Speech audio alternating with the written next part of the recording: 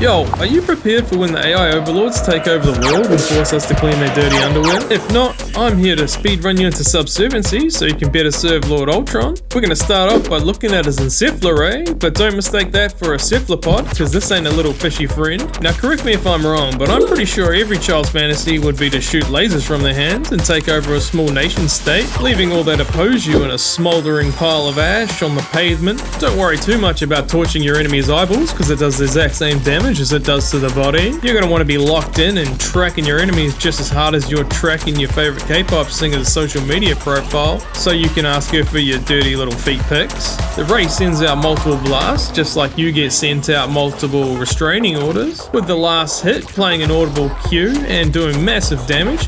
It's going to be the final nail in that coffin, and with the encephalorray, it's got an infinite range. So you can be off in the bushes somewhere, hiding miles away from anybody, and you can still be spying on that favorite K-pop singer.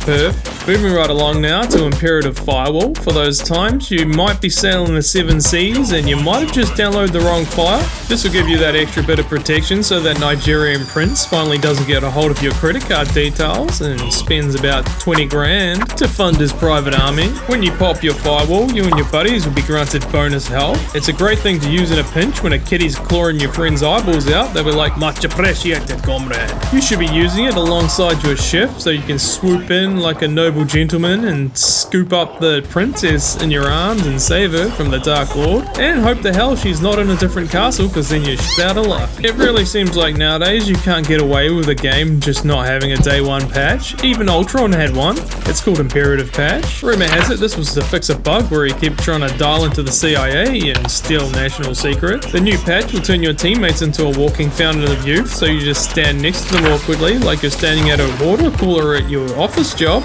Then you and your allies will be gaining health over time, and the person with the actual patch on them will gain more health. And if you get a crappy Secret Santa gift from the person that is currently on, you could always just press E again on someone else, and they'll be your new best bud and personal portable med pack.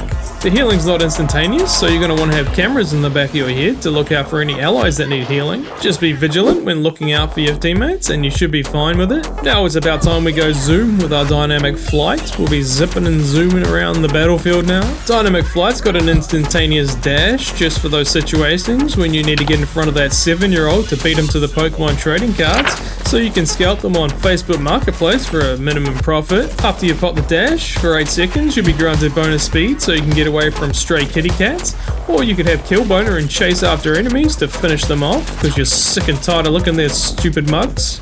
I'll be zooping and blooping in and out of danger, just picking fights with people on the front line and then dashing back into cover. Or you can be using it to dodge out of enemy attacks at the last second like you're playing Elden Ring. Just juke them out and you'll make them look like an absolute googler. You'll also want to look out for little Timmy if he's getting bullied in the playground. You want to dive in and drop some healing on him. You know, when you're a kid and you're asked, "What do you want to be when you grow up, little Timmy?" and you respond, "I want to be an astronaut, pirate, cowboy." Well, what do you think AI want to be when they grow up? I think I have the answer. I'm pretty sure they want to be a heavily armored Lockheed AC-130 gunship, unleashing absolute hell on anybody unlucky enough to cross its path. Or something equivalent to that, like Rage of Ultron, which is your damage dealing and also healing ultimate. If any of your enemies look like they've done goofed and they've put themselves in a bad situation where you might be able to kill multiple of them, you might want to unleash this beast. Otherwise, if it's your teammates that have gone full goober mode, then you might want to unleash it on them to heal them up and get them into a good nick again. You'll need to be a bit preemptive with it if you're trying to heal your teammates, because sometimes it's just a little too slow whipping it out. If you can read your enemies like you're reading a picture book, then I think you're going to be golden. It shouldn't be much trouble for you. You'll be gaining your ultimates really quickly, so don't worry too much if you pulls it up.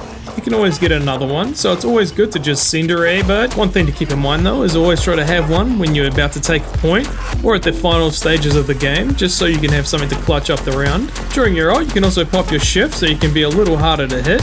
However, you can't pop your firewall, so you might want to do that beforehand so you get bonus armor as you're ulting and whipping that thing out. It might save you from getting interrupted mid-flow. Well, that's about all we have for you today. I appreciate you watching, and if you liked it, I'd appreciate a comment, like, and your government's nuclear launch codes down below. Peace!